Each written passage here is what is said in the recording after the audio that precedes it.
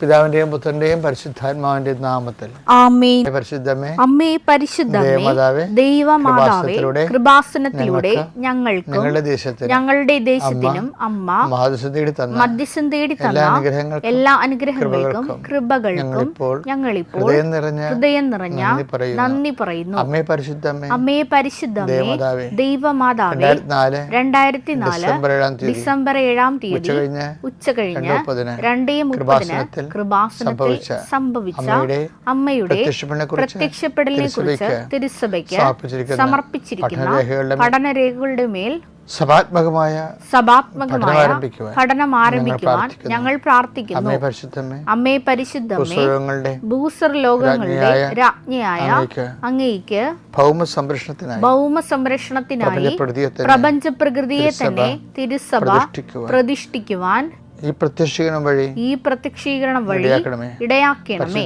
പരിശുദ്ധമേ, ജപമാല മാതാവേ, സകല കൃപാസനം പ്രാർത്ഥനകളോടും ചേർത്ത് ഞങ്ങളിപ്പോൾ പ്രാർത്ഥിക്കുന്ന ഈ കുടുംബത്തിന്റെ പ്രത്യേക നിയോഗം പറമക്കളെ,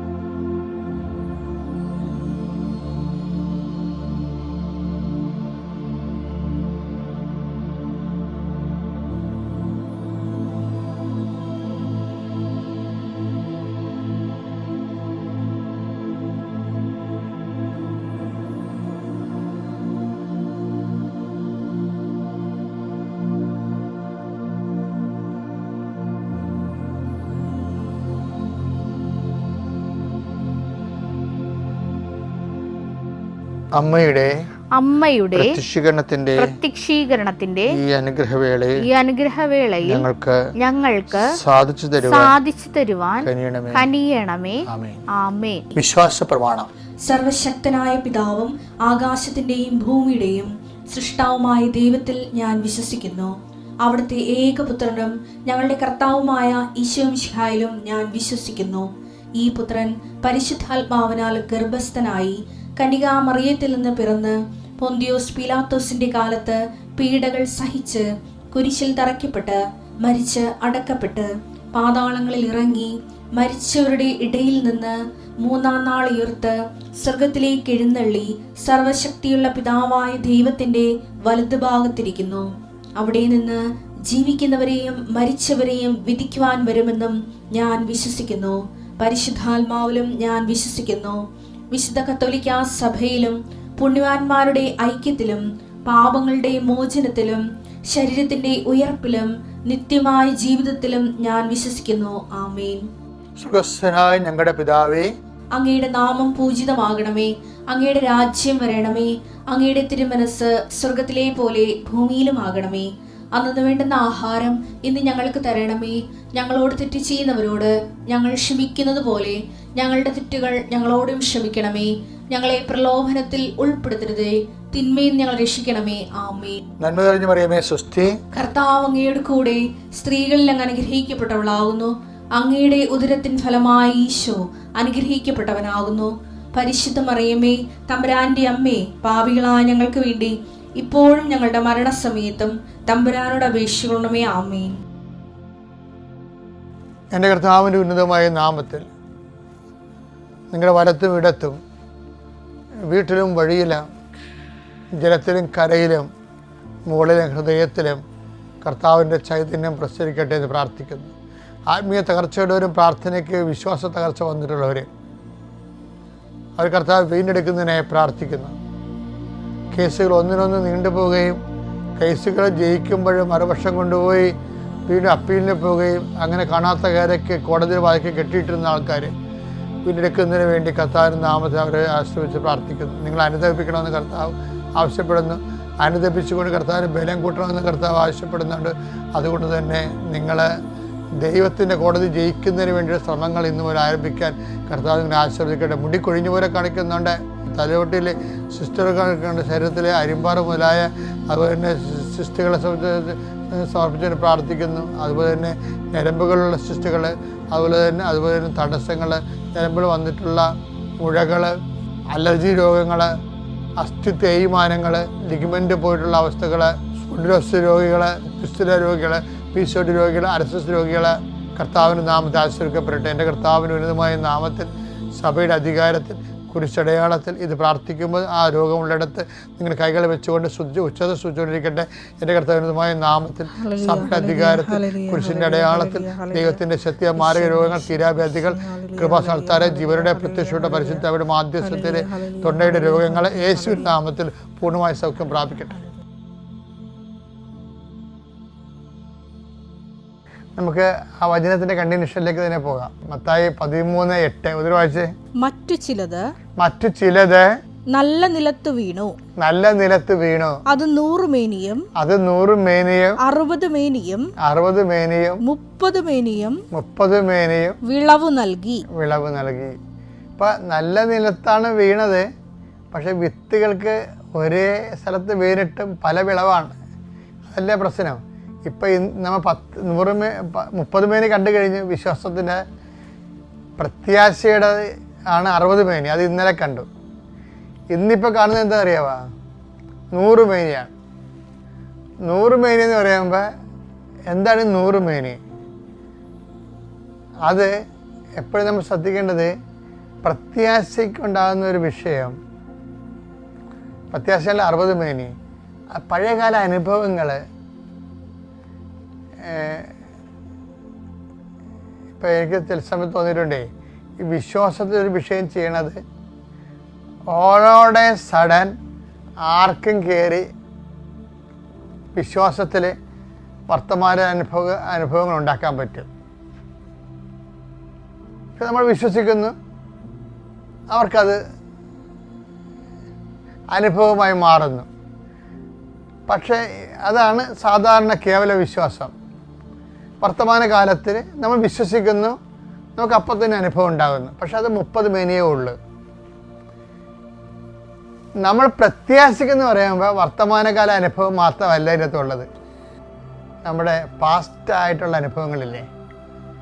അതാണ് കുറച്ചുകൂടി ഗ്രോണപ്പ്, കർത്താവിൽ കുറച്ചുകൂടി വളർന്ന ആൾക്കാർക്കാണ് പ്രത്യാശ വരണത്. കഷ്ടത സഹനശീലവും എന്നല്ലേ പറയണത്. റോമ 5:4-5. എന്തെന്നാൽ കഷ്ടത സഹനശീലവും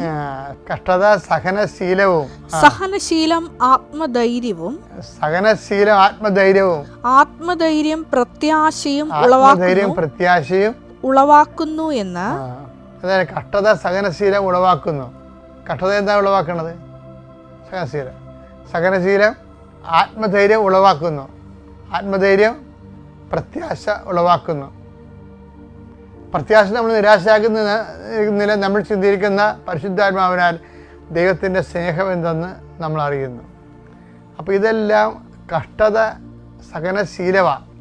അപ്പോൾ ശീലം എന്ന് പറഞ്ഞാൽ ഒരു സിംഗിൾ ശീലമല്ല. ശീലം എന്ന് പറഞ്ഞാൽ എന്താണത്? ഹാബിറ്റ്.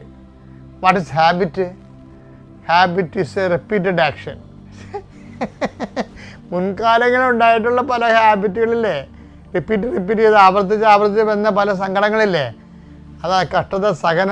പല കാലങ്ങളിൽ ഒരേ വിഷയത്തിൽ നമ്മൾ പല കാര്യങ്ങളിൽ ഇങ്ങനെ സഹനത്തെ അഭിമുഖീകരിക്കേണ്ടി വന്നിട്ടുണ്ടല്ലോ. അങ്ങനെ വന്നു വരുമ്പോഴാണ് നമുക്ക് ആ സഹനത്തിൽ നിന്ന് നമുക്ക് പലപ്പോഴും ദൈവത്തിൻ്റെ ഇടപെടൽ കൊണ്ട് മോചനം കിട്ടിയ അനുഭവങ്ങൾ നമുക്കുണ്ടാവും. ആ മോചനം കിട്ടിയ അനുഭവങ്ങളാണ് പ്രത്യാശയുടെ ആസ്പദങ്ങളെന്ന് പറയുന്നത്. പണ്ട് നമ്മൾ വിശ്വസിച്ചു, അപ്പോൾ നമുക്ക് നമ്മുടെ സഹനം വന്നു. ആ സഹനത്തിൽ നമ്മൾ ദൈവത്തെ കക്ഷി ചേർത്തു, പ്രാർത്ഥന കൊണ്ടോ പ്രവർത്തനം കൊണ്ടോ. അതിൽ നമുക്ക് ഡെലിവറായി, നമ്മളവിടെ നിന്ന് രക്ഷപ്പെട്ടു. അപ്പോൾ നമുക്കത് വിശ്വാസമായി, അപ്പോൾ അതൊക്കെ അനുഭവമായി. അപ്പം അങ്ങനെ വരുമ്പോൾ നേരത്തെ ഉണ്ടായിരുന്ന അനുഭവങ്ങൾ ആണ്. ഇപ്പം അതല്ലേ നമുക്ക് ചുറ്റും സാക്ഷികളുടെ ഒരു സമൂഹം ഉള്ളത് കൊണ്ട് കണ്ട. ഇപ്പം നേരത്തെ ഉണ്ടായിരുന്ന സാക്ഷികളാണ്. ഫെബ്രുവരി 12:1 എടുത്തേ. നമുക്ക് ചുറ്റും സാക്ഷികളുടെ വലിയ സമൂഹമുള്ളതിനാൽ നമ്മെ വിഷമിപ്പിക്കുന്ന ഭാരവും പാപവും നമുക്ക് നീക്കിക്കളയാം. അപ്പൊ നമ്മുടെ അനുഭവങ്ങൾ, പ്രത്യാശ ആസ്പദങ്ങള് നമ്മുടെ പൂർവ്വകാല ദൈവാനുഭവങ്ങൾ മാത്രമല്ല, മറ്റുള്ള വിശുദ്ധന്മാരുടെ പൂർവ്വകാല അനുഭവങ്ങളും അവർക്ക് കിട്ടിയിട്ടുള്ള ദൈവാനുഭവങ്ങളും നമ്മുടെ പ്രത്യാശയുടെ ആസ്പദമാണ്. ഇപ്പോൾ കുറച്ച് ഇത് പക്ഷേ ഇതൊരു മെച്യൂർ ക്രിസ്ത്യനാണ്, കുറച്ചുകൂടി ഗ്രോണപ്പായി. എങ്ങനെ ഗ്രോണപ്പായി? അത് വചനത്തിലും പാരമ്പര്യത്തിലും അവർ ഗ്രോണപ്പായിരിക്കുന്നതാണ് മെച്യൂർ ക്രിസ്ത്യൻസ്. അവന് പാരമ്പര്യമുണ്ട്. പാരമ്പര്യം പ്രവാചകന്മാർക്കും സഹോദരങ്ങൾക്കും നേരത്തെ ഉണ്ടായിട്ടുള്ള സഹനങ്ങളിൽ നിന്ന് അവർ വീണ്ടെടുത്തത് നമുക്ക് ആസ്തിയാണ്.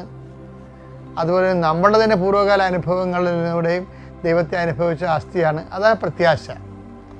ഇനി അതൊക്കെ രണ്ടും ഉണ്ടെങ്കിലും 60 മേനിയാണ് പറഞ്ഞിരിക്കുന്നത്. പക്ഷേ ഇനി എന്താ വരണത്? 100 മേനിയുണ്ട്. അതെന്താണ്? സ്നേഹം. നമ്മൾ ആദ്യം വിശ്വാസത്തിൽ വിതയ്ക്കുന്നത് 30 മേനി, പ്രത്യാശ വിതയ്ക്കുന്നവർ 60 മേനി. പിന്നെന്താ പറഞ്ഞത്? സ്നേഹത്തിൽ വിതയ്ക്കുന്നത്. അതാണ് ഈ 100 മേനി എന്ന് പറയുന്നത്. ഒരു കുരുവിട്ട, ഒരു വിത്തിട്ട ഞാറ് കിട്ടുമ്പോൾ 100 വിത്തുകൾ നമുക്ക് കിട്ടും. ഗലാത്യർ 5:6 സ്നേഹത്തിലൂടെ പ്രവർത്തന നിരതമായ വിശ്വാസമാണ് സുപ്രധാനം. ഗ്യാപ്പില്ല. പ്രത്യാശക്ക് ഒരു കുഴപ്പമുണ്ടേ, ഇടയ്ക്കിടയ്ക്ക് വിട്ടു പിടിക്കും.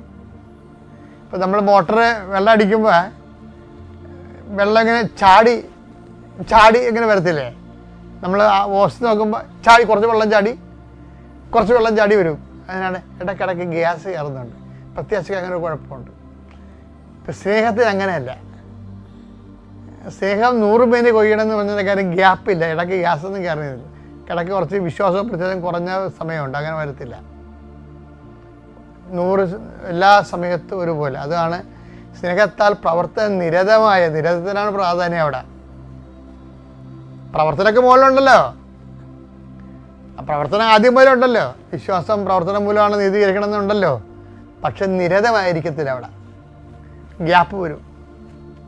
എല്ലാവരുടെയും അണ്ണന്മാരുടെ കാര്യം അത് തന്നെയാണ്.